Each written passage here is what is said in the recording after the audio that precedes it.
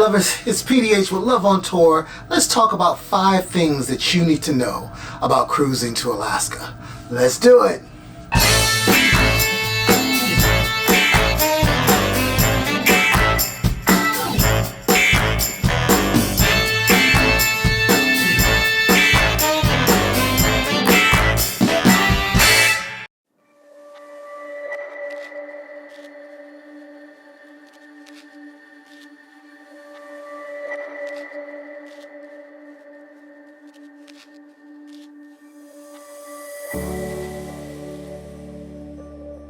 Alright, so number 5, you need to know what to wear. Now you might be surprised, but it is not always cold in Alaska. In fact, a lot of times it's actually very, very warm in Alaska. Now when we first started off on a 7-day Alaskan cruise on the brand new Discovery Princess, we first started in Seattle, which was very warm, about 80 degrees, and then went up to Ketchikan, which we told was unseasonably warm as well, and it was probably 75, 76 degrees.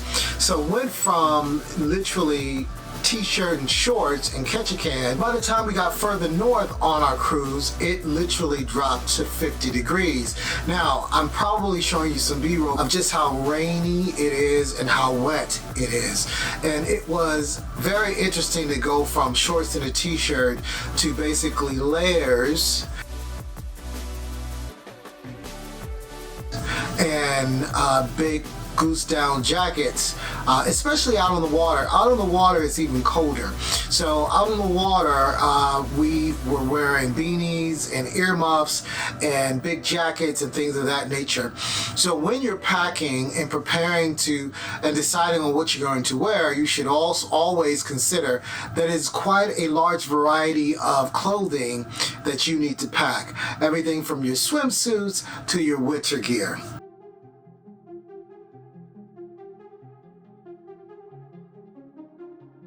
Number 4 ties in with number 5. The weather is very interesting in that it goes from very warm to very cold and very wet. You should absolutely expect a lot of rain. Now, we had this beautiful penthouse or owner's suite balcony that was a wraparound aft balcony, and for the first 3 or 4 days it was absolutely heaven. Beautiful sunsets, sunny, warm, just you wanted to live out there basically.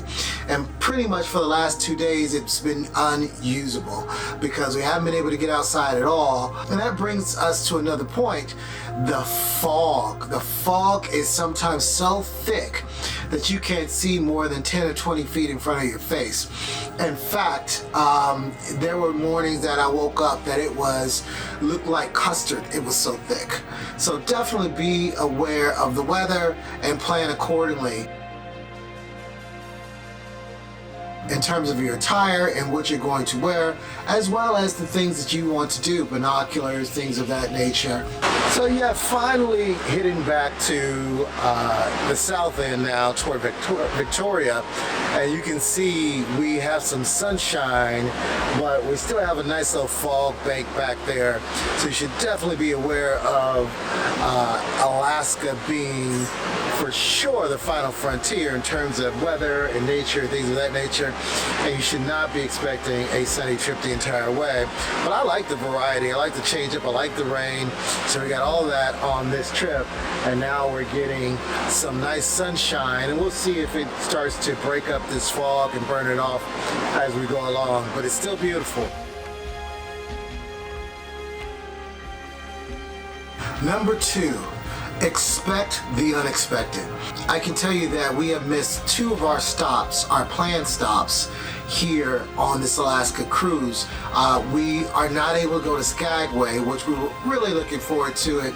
That's where they bring on the Alaskan Husky puppies. So you can they actually bring them on deck and you can actually see them and spend time with them, the ones that are in training. And that's just a spectacular must-see thing, and we won't get to experience that because a couple of weeks ago there was an avalanche in Skagway, and thank God it missed actually a lot of the Discovery Princess passengers.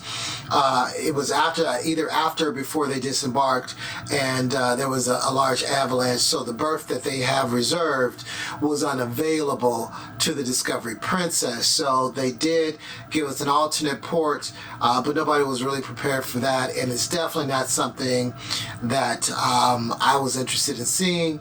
So it was a bummer not going the Skagway. And then there was this pathway. So currently traveling through the Inside Passage in Alaska. They call it the Snow Passage, and we go in and we make a big U-turn, and we're supposed to see a lot of wildlife. So I'm looking forward to this now, and let's see what we see. I'll try to capture something cool for you. Woke up about 6:30 this morning with a message from the captain saying that we would not be able to go through this special passageway. They went through it about 4:30 to 8 o'clock, and it's supposed to be majestic, but there was dangerous ice there, so we were not able to go through the passageway. So depending on weather and other things, you may not get the cruise you thought you were going to get, so be patient and be aware that that could happen. And the number one thing that you need to know when preparing to book an Alaska cruise is that it is expensive. It is one of the most expensive 7-day cruises that you can book. I will probably never cruise Hawaii just because I think Hawaii is probably the most expensive cruise that you can book. I'm only talking about 7 nights here. I'm not talking about the transatlantic ones or the Galapagos. You know, that's for sure the most expensive, particularly on lines like Celebrity.